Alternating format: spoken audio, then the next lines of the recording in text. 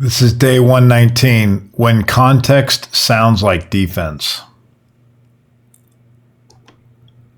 I was reading through a routine project update when I felt something shift.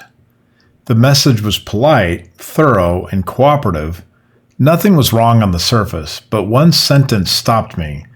The person mentioned they had already anticipated the work and started it weeks earlier. I reread that line. Then I sat with the discomfort long enough to ask why it had landed the way that it did. The issue was not the claim itself. It was not whether the statement was true or whether the effort had happened or not. The issue was the timing. The comment drew attention backward toward credibility that no one had questioned. Rather than forward toward what came next, it was context offered as reassurance. But it felt like defense.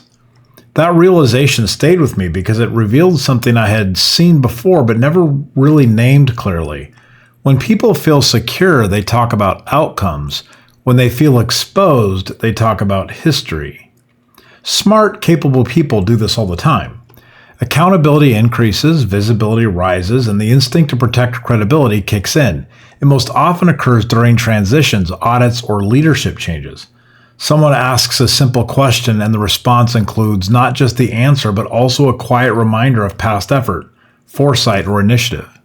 The intent is not manipulation. The intent is reassurance, but the effect is friction.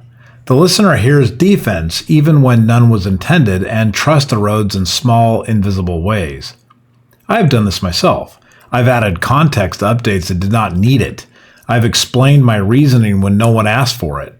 I have narrated my foresight to signal competence, and every time I created distance instead of connection.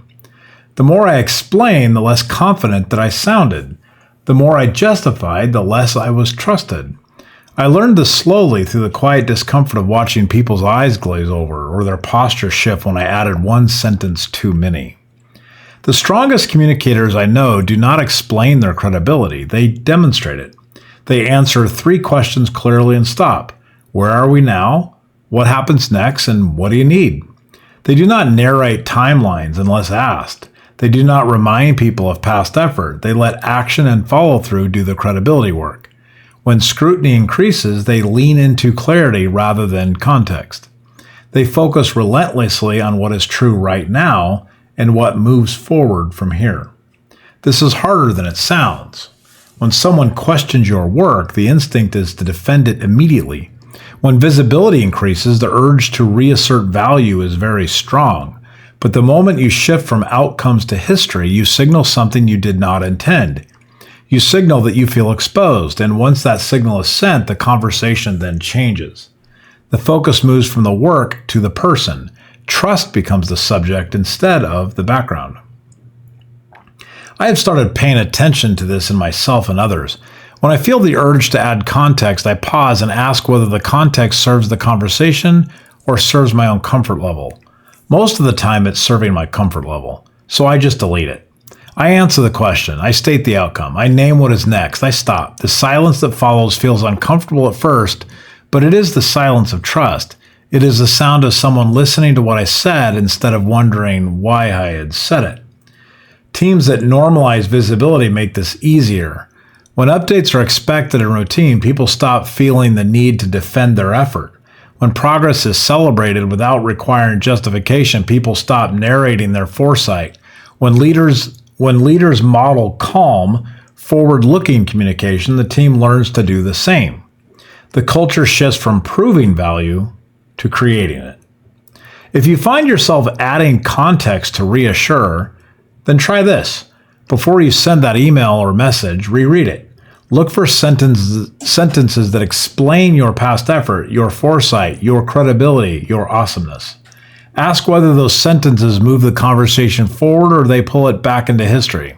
If they pull it backward, delete it. Answer the question, state the outcome, name what is next. Just stop. Let the work speak. Let the follow-through build trust. Let the silence do its job. Discomfort is a teacher. It's not a problem. The moment I felt something off in that update was not a failure of communication. It was data. It told me something about how context can sound like defense even when the intent is pure.